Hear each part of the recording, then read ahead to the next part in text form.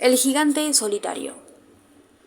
En un inmenso y lujoso castillo, escondido entre los altísimos pinos de un bosque rodeado de montañas, vivía Marduk, el gigante solitario. Marduk tenía una cara de tan, pero tan bueno, que era imposible, salvo que uno le tuviera terror a las alturas, tenerle miedo. Sin embargo, la gente común, los pequeños, como él los llamaba, no querían acercarse a su castillo. Acostumbrados como estaban a las leyendas que hablaban de los gigantes come niños, los gigantes feroces y los malhumorados. Y Marduk sufría.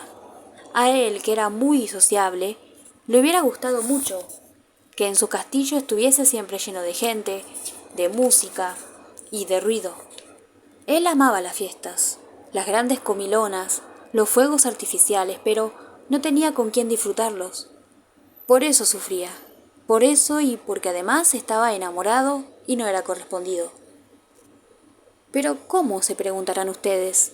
¿Cómo estaba enamorado si vivía solo y aislado? ¿Acaso alguna gigante lo había abandonado o despreciado? Tal vez, además de tener cara de bueno, tenía cara de tonto o era demasiado feo. Nada de eso.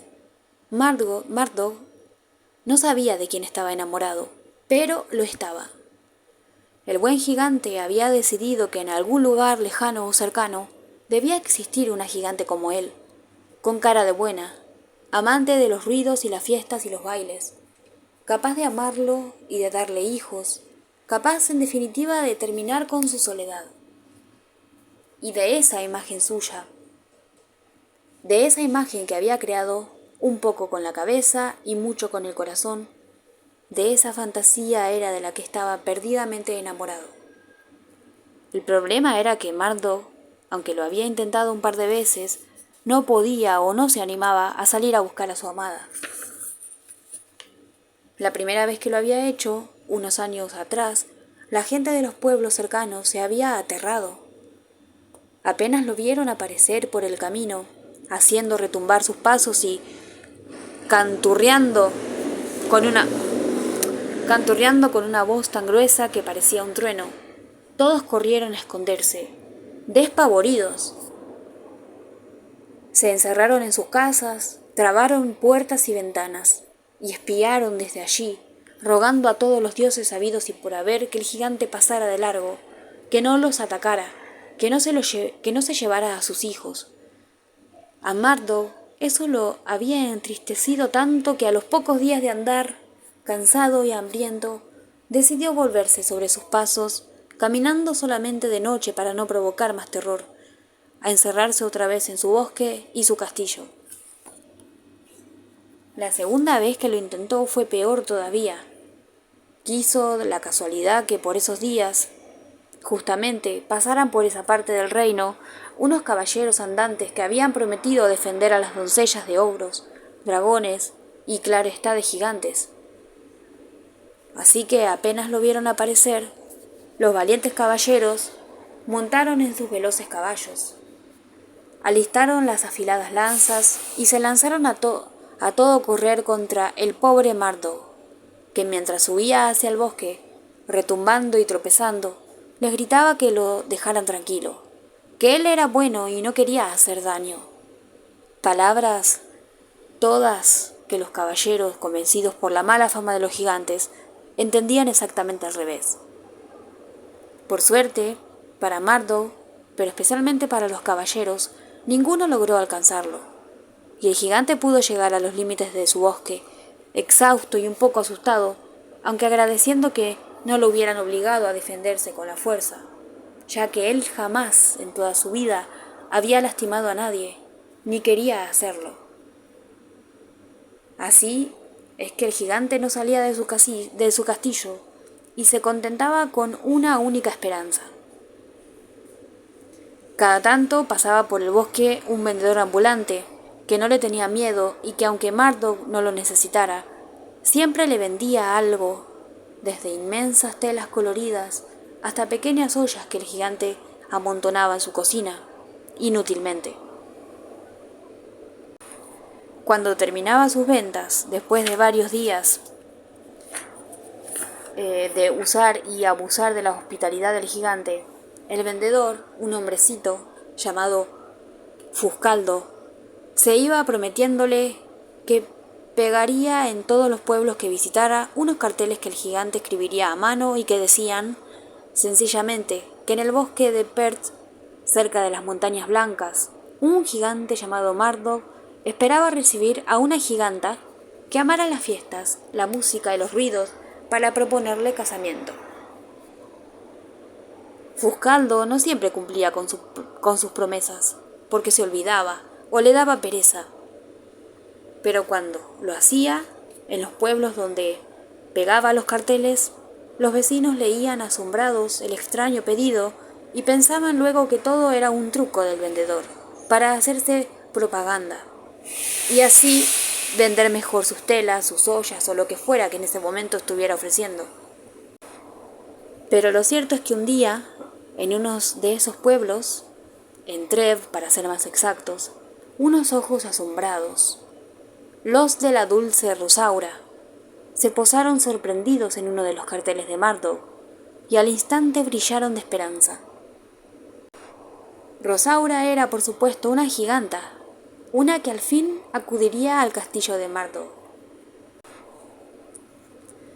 Unos meses después, porque Rosaura no caminaba muy deprisa, como ya verán, sonó en la puerta del castillo de Marduk un pequeño golpe que retumbó en el silencio de las grandes habitaciones. El dueño de casa, que estaba cada día más triste y desesperanzado, saltó hacia adelante, sorprendido. No podía ser Fuscaldo, porque lo había visitado hacía poco y ningún pequeño se atrevía a penetrar en el bosque. Pensó rápidamente Marduk, ¿sería acaso la enamorada de sus sueños? Marduk estaba que explotaba de la emoción y también del miedo a la desilusión. ¿Y si no era? ¿Y si era un viajero extraviado, un golpe del viento, o Fuscaldo que volvía antes de tiempo? La cara del gigante se ensombreció, pero solo por un instante. Si no era la que él esperaba, bueno, paciencia, otra vez sería.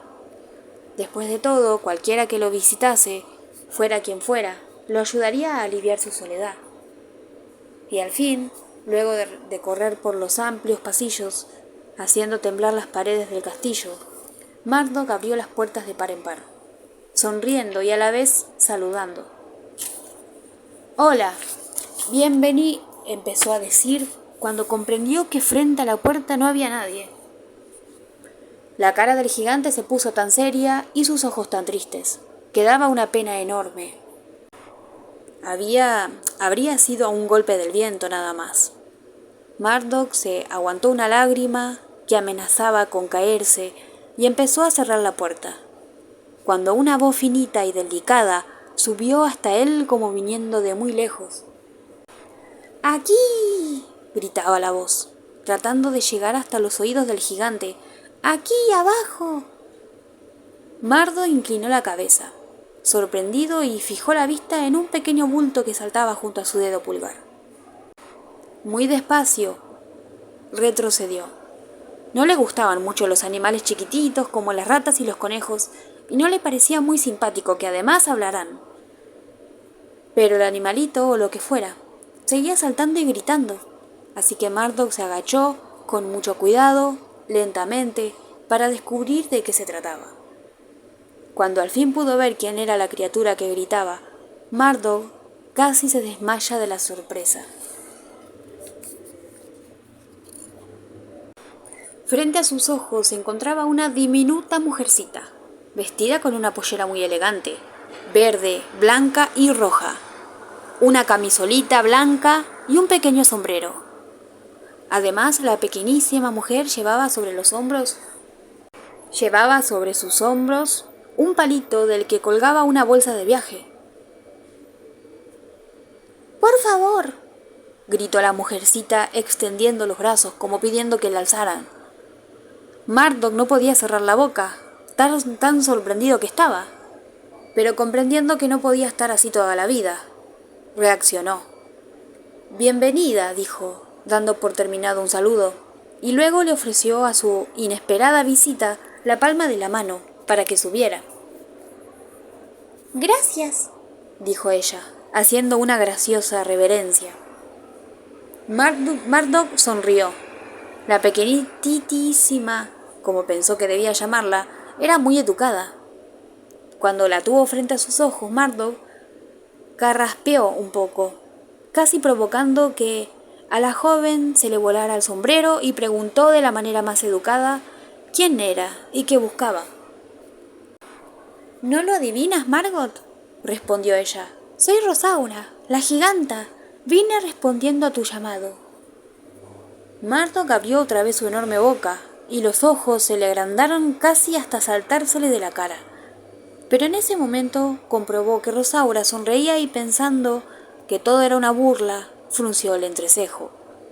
Puso cara de malo y, enojado como estaba, casi gritó: «¿Me estás tomando el pelo?». Esta vez sí voló el sombrero de Rosaura, y detrás del sombrero salió disparada ella misma rumbo al piso, allí muy abajo. Murdoch, que era muy ágil para su tamaño, la tomó en el aire y la volvió a poner frente a sus ojos. «Perdón», dijo esta vez en voz baja, «¿me estás tomando el pelo?». Todavía agitada por el susto, Rosaura se acomodó los cabellos, la pollera y la blusa, y negó con la cabeza. «Quisiera explicarme», dijo tomando aliento. «Así como me ves, y aunque te parezca mentira, soy una giganta, casi de tu misma altura, pero fui víctima de un hechizo, y he vivido los últimos años escondida en una cueva del pueblo de Trev, escapando de los gatos y comiendo queso, como un ratón. Vine porque tu aviso puede salvarme. Solo un gigante podría hacer que vuelva a ser como era antes del hechizo». «¿Y qué es eso que un gigante podría hacer?», preguntó Murdoch, tan interesado como sorprendido. «Darme un pequeño beso», dijo Rosaura, «pero solo después de prometerme amor eterno y proponerme casamiento». Murdoch dudó. Darle el beso no le costaba nada, pero ¿y si el casamiento no era como él esperaba? ¿Y si Rosaura resultaba aburrida o malhumorada o una mandona? ¿Y si cuando fuera tan grande como él se convertía en una giganta desagradable y tonta? Murdoch no sabía qué hacer. No era fácil tomar un compromiso tan solamente prácticamente a ciegas. Estaba en eso, pensando y dudando y pensando, cuando se le ocurrió mirar de reojo a la joven que tenía en la palma de su mano. Comprendiendo las dudas de Murdoch, Rosaura se había puesto seria y luchaba para que no se le cayeran las lágrimas.